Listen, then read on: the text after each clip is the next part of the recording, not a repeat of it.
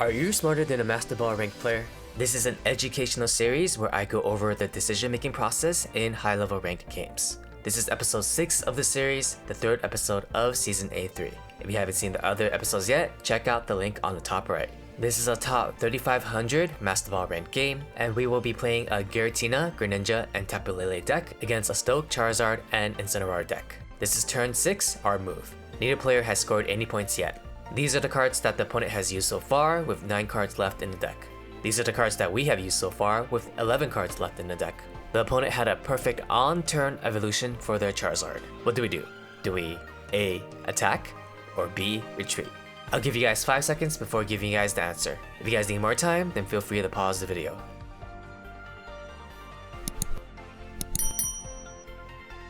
And the answer is to retreat.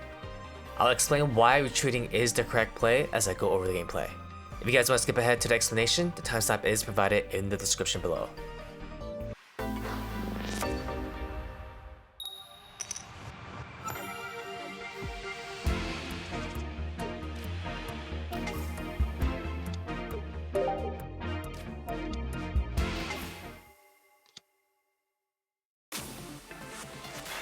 We have a decent opening with our Tapu Lele, but we need a Giratina to actually make this a game.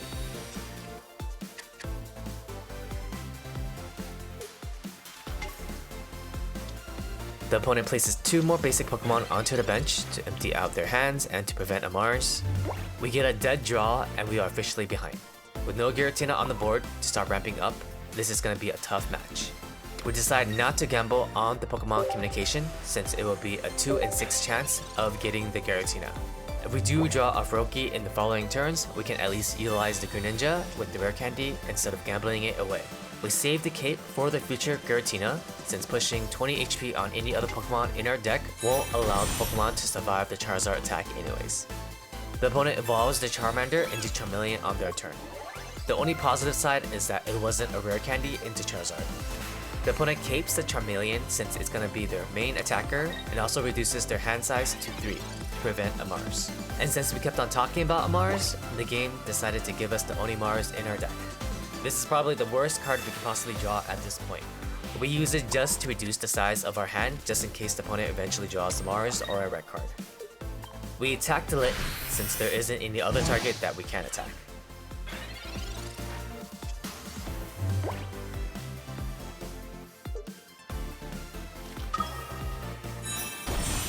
The opponent draws perfectly into the Charizard on their turn 3 and then Stokes.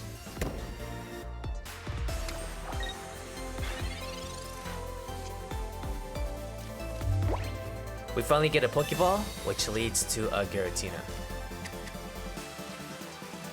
We place the Giratina on the bench. Now we have to use the Pokemon communication to get another basic Pokemon on the board. Saving the Greninja for a Froakie draw next turn will be too slow to swing the game to our favor.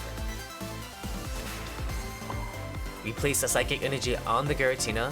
Even though we are 2 turns behind, we still need the Giratina to be up and running to even have a remote chance of winning the game. And now we are back to where we started. Do we attack or retreat? I already mentioned that we retreat, but before we do that, we Cyrus the Litten to come out to the active spot.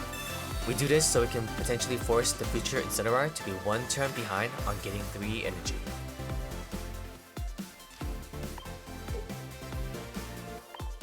We retreat and cape up the Giratina before space-time bellowing.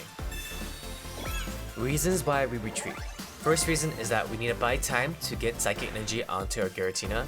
If we attack with the Tapu Lele, we cannot space-time bellow. The second reasoning. If we attack this turn, then we only do 80 damage, whereas we can do 100 damage the following turn, and get 1 extra energy onto our Giratina this turn. The opponent retreats with the Litten and brings out the Charizard to knock out the Froakie.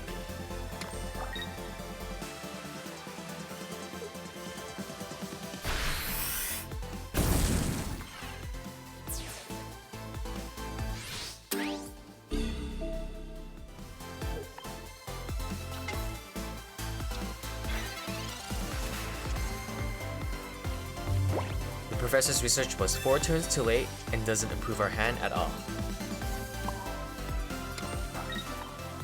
We attack the Charizard for 100 damage as planned. This puts the opponent on having a Lily to save their Charizard.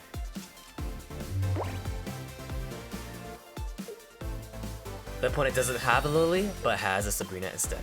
This is actually amazing for us, since the opponent cannot knock out their Giratina for the win. We can bring out the Tapu Lele to knock out the Charizard with exactly 100 damage. And see guys, this is why we decided to retreat our Tapu Lele to attack the Charizard when it has 5 energy instead of 4.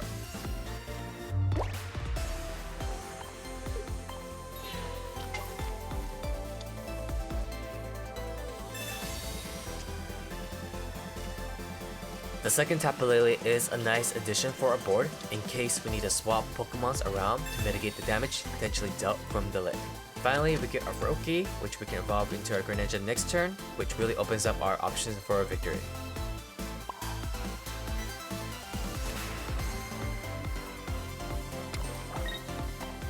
We knock out the Charizard with our Tapu Lele.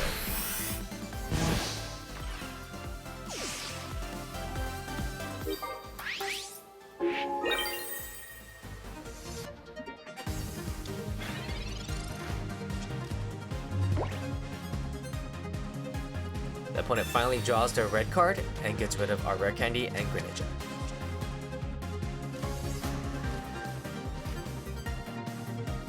He capes a Litten to be able to survive one more turn from Tapu Lele. We get the Rare Candy draw for the win. And there you have it guys, we beat a turn 3 Charizard despite having our Giratina 2 turns too late. Hope you guys enjoyed this episode. Do consider hitting that like button as it helps me continue on with the series. Thank you guys for watching, and I'll see you guys in the next one.